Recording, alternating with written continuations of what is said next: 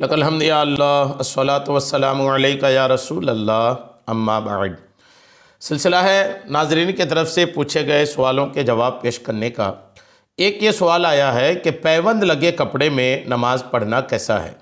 کپڑا کہیں پھٹ جاتا ہو تو اس میں جو سلتے ہیں یا کپڑا لگا کے سلتے ہیں، پٹی لگا کے، اس کو بولتے ہیں پیوند لگانا۔ تو اگر کپڑے میں پیوند لگے ہوں تو وہ کپڑے پہن کر نماز پڑھ سکتے ہیں کہ نہیں؟ آئیے جواب توجہ کے ساتھ سنیے۔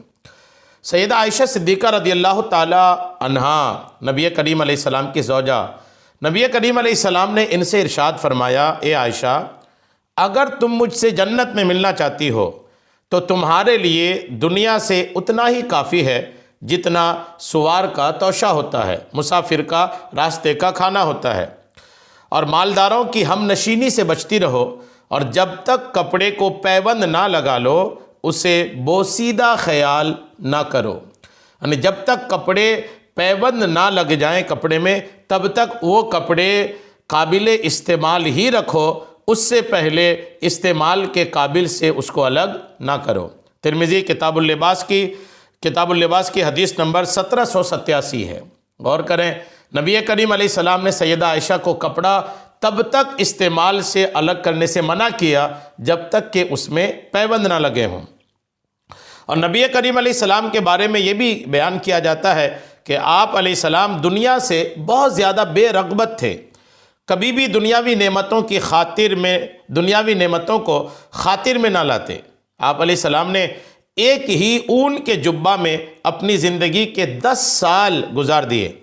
جب وہ جبہ کہیں سے پھٹ جاتا تو اسے رسی سے باندھ لیتے یا پیوند لگا لیتے۔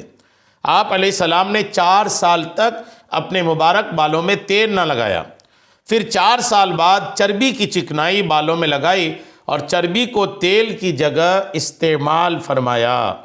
تو نبی کریم علیہ السلام بھی اپنے کپڑے میں جو ہے پیوند لگاتے تھے۔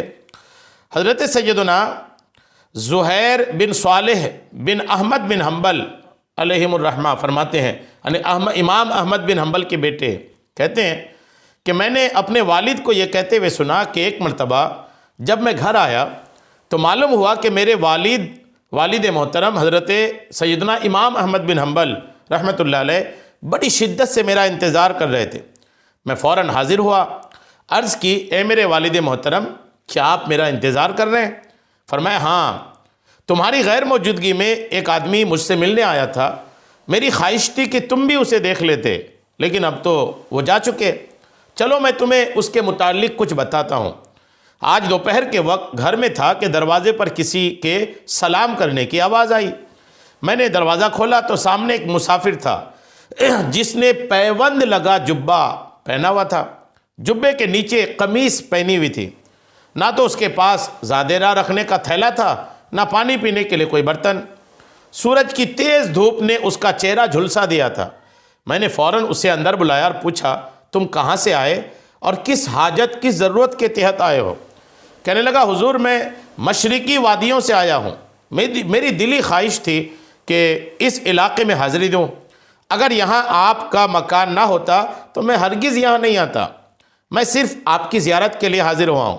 میں نے کہا، تم اتنی شدید گرمی میں تنہا بے سر و سامانی کے عالم میں سفر کی مشکلات برداشت کر کے صرف مجھ سے ملاقات کے لیے آئے ہو؟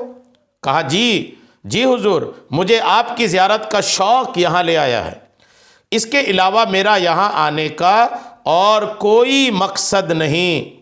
مسافر کی ان باتوں کو سن کر میں بہت حیران ہوا اور دل میں کہا، میرے پاس نہ تو درہم نہ ہی دینار کہ میں اس غریب مسافر کی مدد کرتا۔ اس وقت میرے پاس صرف 4 روٹیاں تھیں۔ میں نے اسے دیتے ہوئے کہا، اے بندے خدا، میرے پاس درہم و دینار نہیں، ورنہ میں ضرور تمہیں دیتا، صرف یہ 4 روٹیاں میرے کھانے کے لیے رکھی تھی، تم یہ قبول کر لو۔ مسافر نے کہا، حضور، آپ کی دید کا شربت پی لیا، اب مجھے درہم و دینار کی فکر نہیں، باقی رہا روٹیوں کا معاملہ، تو اگر میرا ان روٹیوں کو لے لینا آپ کی خوشی کا باعث ہے تو تبرکاً لے لیتا ہوں۔ میں نے کہا، اگر تم یہ روٹیاں قبول کر لوگے تو مجھے دلی خواہش ہوگی، خوشی ہوگی۔ مسافر نے وہ روٹیاں لے لیں اور کہا، حضور، مجھے امید ہے کہ آپ کی دی ہوئی روٹیاں مجھے اپنے شہر تک کافی ہیں، اللہ تبارک و تعالیٰ آپ کی حفاظت فرمائے۔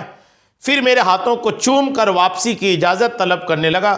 میں نے اسے روانہ کیا اور کہا جاؤ، میں تمہیں اللہ عز و جل کے حوالے کرتا ہوں۔ پھر وہ رخصت ہو گیا۔ میں باہر کھڑا اسے دیکھتا رہا یہاں تک کہ وہ میری نظروں سے اوجھل ہو گیا۔ حضرت سیدنا صالح بن احمد بن حنبل فرماتے ہیں میرے والد اکثر اس مسافر کا تذکرہ کیا کرتے تھے۔ غور کیجئے کہ ایک ایسا مسافر جو اپنے جبے میں اپنے کپڑے میں پیوند لگا کر کے آیا تھا، امام احمد بن حنبل جیسے امام ہر وقت ان کا تذکرہ کرتے تھے۔ تو کپڑے میں پیوند لگنا یہ تو الحمدللہ برکتوں والی چیز ہے۔ عیون الحکایات میں یہ روایت لکھی ہے۔ اب مسئلے کی طرف آتا ہوں کہ اگر کپڑے میں پیوند لگے ہیں تو بالکل اس میں نماز جائز ہے۔ ہاں، یہ ہونا چاہیے کہ کپڑا میں جو پیوند لگا ہے اس میں پھٹن ایسی نہ ہو کہ بدن نظر آئے، اور اگر بدن نظر آئے تو ناف سے گھٹنے کے بیچ کا حصہ نہ ہو، کیونکہ اگر بدن نظر آئے اور وہ ناف سے گھٹنے کے بیچ کا حصہ ہو، یا خاتون پہنی ہے تو چہرہ، ہتھیلی اور پیر کے علاوہ بدن کے کسی حصے میں ہو تو بدن دکھے گا۔ خاتون کے لیے بدن کا پورا حصہ چھپانا فرض، چہرہ، ہتھیلی اور پیروں کے تلووں کے علاوہ، اور مرد کے لیے ناف سے گھٹنے تک کا چھپانا ضروری ہے۔ تو ان چیزوں کے علاوہ اگر پھٹن میں ہے تو کوئی مسئلہ تو نہیں ہے، لیکن ان کے اندر اگر پھٹن ہے اور بدن دکھ رہا ہے تو نماز میں حرج ہو سکتی ہے۔ لہٰذا پیوند ایسا ہو کہ جو بالکل چھپاتے بدن کو، ایسا سلا ہوا ہو کہ بدن ظاہر نہ ہوتا ہو، تب نماز میں کوئی حرج نہیں۔ اور کوئی دوسری وجہ نہ ہو، جیسے ناپاک نہ ہو، اگر پاک ہے بدن نظر نہیں آ رہا ہے کوئی مسئلہ نہیں، صرف پیوند کی وجہ سے نماز میں کوئی حرج نہیں ہے۔ امید ہے بات آپ کو سمجھ میں آ گئی ہوگی۔ اللہ کریم ہم سب کو شریعت کے تمام مسائل سیکھنے، سمجھنے اور اس پر عمل کی توفیق عطا فرمائے۔ آمین بجاہ النبی الامین صلی اللہ تعالی علیہ وسلم۔